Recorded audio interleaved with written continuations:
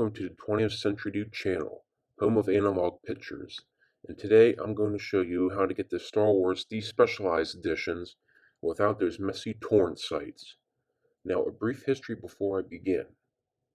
In 1997, George Lucas redid the original trilogy with some brand new special effects and audio takes, most of which were not well received by fans, me included. Sometime later, a fan named Peter Harmy, who I do recommend subscribing to because I just think he's an awesome guy, got some resources, including that 2006 Gout DVD, which is not the original, by the way. It's just a badly done Laserdisc transfer, and some 35 and 60mm film prints, and began to restore the trilogy by himself.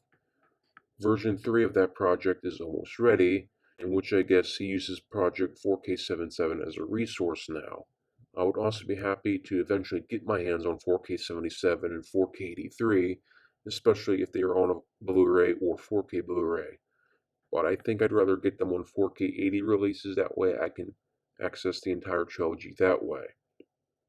In my opinion, this is the best way to watch the original trilogy, since it's original home video releases, although I do wonder why nobody restores any 70mm prints, or the 1981 cut of A New Hope, which is the basic standard for Star Wars on home video until 1977.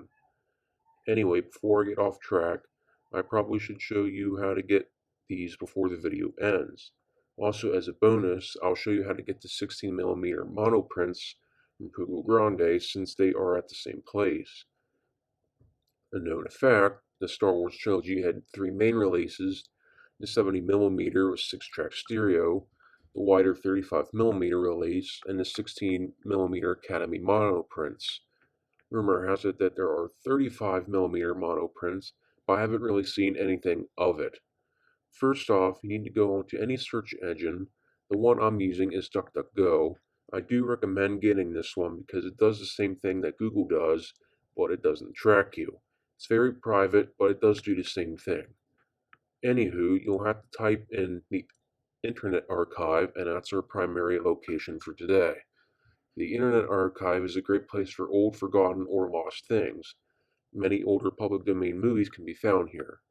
Disney's so-called racist film, Song of the South, is also here in its entirety, although by VHS quality, so I wouldn't really consider it lost anymore. When you get to the archive, you can type these in: Star Wars 35mm, or Star Wars Despecialized, and you should get to these files. Here are Harmy's Despecialized editions of Star Wars, so we're one step closer. I'm not going to recommend that you get a certain kind of video converter for this. This is up to you. Most should work when downloading the files. In my experience, if you have a Windows PC, the one I most request is AVC or any video converter. You will find it with this logo. I've tried to download it on my Mac, but I guess it's only PC oriented, unfortunately, which is a shame because it's the one I like the most.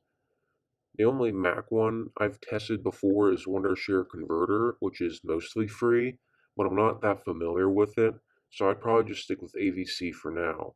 Whatever converter you use is up to you, but you will need one. You'll need to share the link and then paste the link in the URL slot in the converter and start the conversion.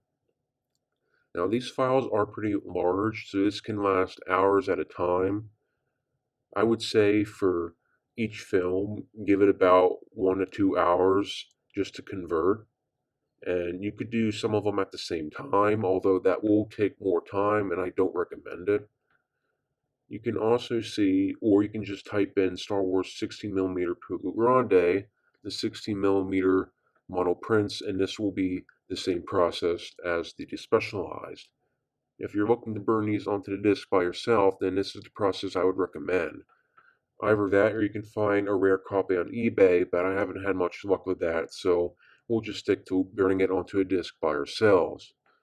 So hours later, after waiting and waiting until you get all the files you need, make sure to put them in a good folder so you remember where they're at.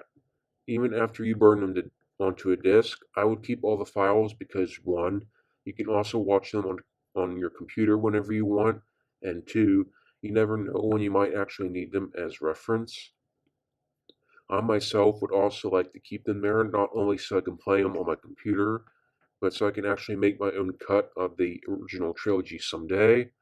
My plan for that is going to be 95% of the despecialized product with only a few special edition changes that make sense in the overall story and don't harm the original film.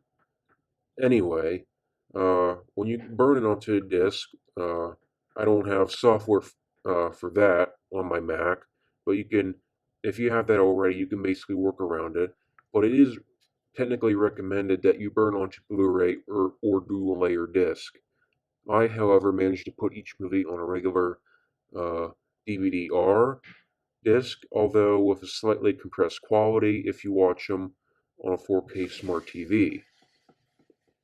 Although for this being a little over 720p, I would say that the despecialized editions rival the official Blu-rays. Okay, you should have the files by now, and I'm going to play them briefly for you, and hopefully YouTube doesn't flag me for it. See there you go.